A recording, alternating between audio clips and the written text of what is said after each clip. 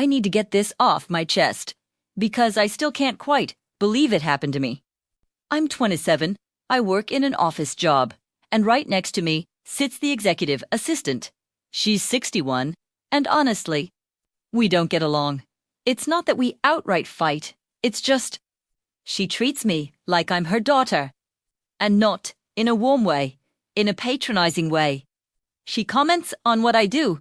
She tries to guide me. She interferes.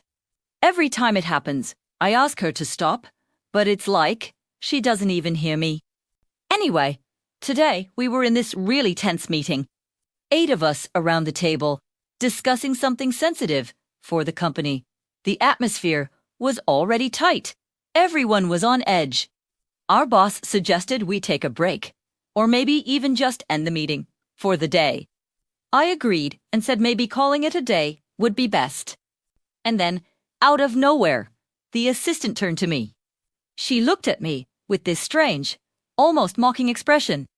And in this sharp, aggressive tone, she said, "Well, you sure know a lot about terminations."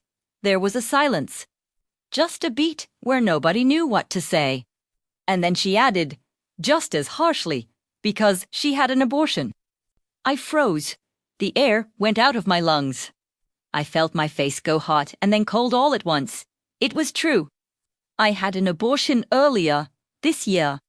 But only 2 people in my entire life knew about it. Neither of them had any connection to this woman. No one at work knew. It wasn't public knowledge. I sat there in shock. My colleagues looked just as stunned. Nobody spoke. I wanted the floor to open up and swallow me whole. I just whispered something like, "Have a nice weekend," grabbed my things, and walked out of that room. I couldn't stay another second. I went home early, shaking. The whole ride home, my mind spun. How did she know? Who told her?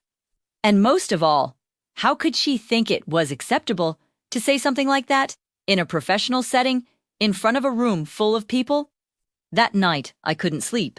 Over and over, I replayed it in my head, the tone in her voice, the silence afterward, the humiliation. By the weekend, I knew I couldn't let it go. Monday morning, I called in sick. In my country, we only need a doctor's note after the 3rd day, so I had some breathing space. And first thing, I made an appointment with a lawyer. I also looked up the data protection officer at the clinic where I'd had the procedure. At first, I wasn't sure if that was the right route, but the thought kept nagging at me. Could my private medical information have been leaked? On Sunday night, I finally connected the dots. After searching online, I discovered that my boss's son's partner, my boss's daughter-in-law, actually worked at that clinic. And then it all made sense. The assistant goes to every family gathering. Birthdays, dinners, you name it. It hit me like a punch.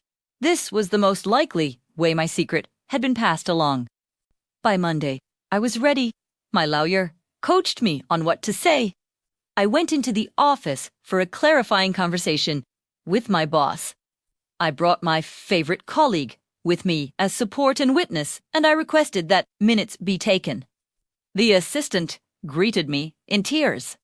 She said it wasn't meant like that I misunderstood. But I wasn't going to let her wiggle out of it. We sat down.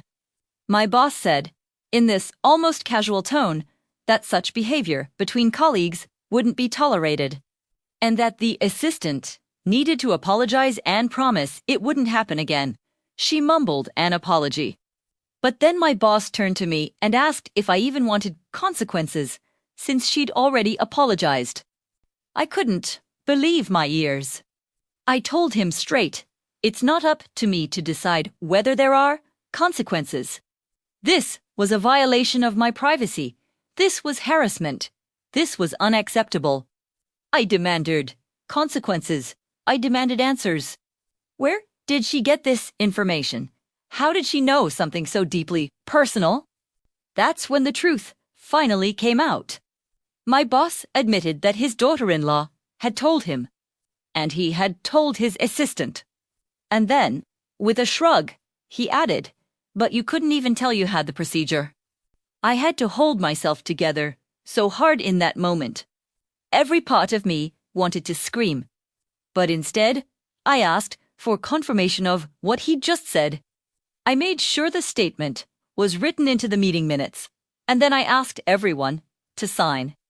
I stood up, told them my lawyer would be in touch, and left. In the days that followed, things moved quickly. Word spread around the office.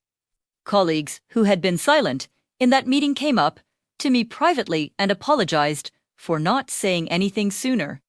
One of them told me he hoped if anything like that ever happened again, people would react better. And then, action was finally taken. The assistant was issued her third official warning, though I had no idea what the first two were for. Shortly after, I got confirmation she was being terminated from the company. As for the clinic, my lawyer handled it. The daughter-in-law no longer works there. The lead doctor apologized, personally, to me over the phone and in writing. And I'll be receiving compensation for the breach of my data. With my employer, things also reached a resolution. We agreed on a severance package, and my employment will be ending soon. There are still civil and criminal proceedings underway, especially related to the data leak. So I can't share everything yet, but I can say this. If you ever find yourself in a similar situation, please don't let it slide. Don't let anyone humiliate you or spread your private information without a fight. At first, I felt powerless, ashamed, like maybe I should just disappear, quietly. But standing up for myself, getting legal help, and pushing back showed me how much strength I actually have. That moment in the meeting, when she weaponized my most private decision in front of my coworkers, could have broken me. But it didn't. Instead, it became the moment I drew a line. And that's the line I'll never let anyone cross again.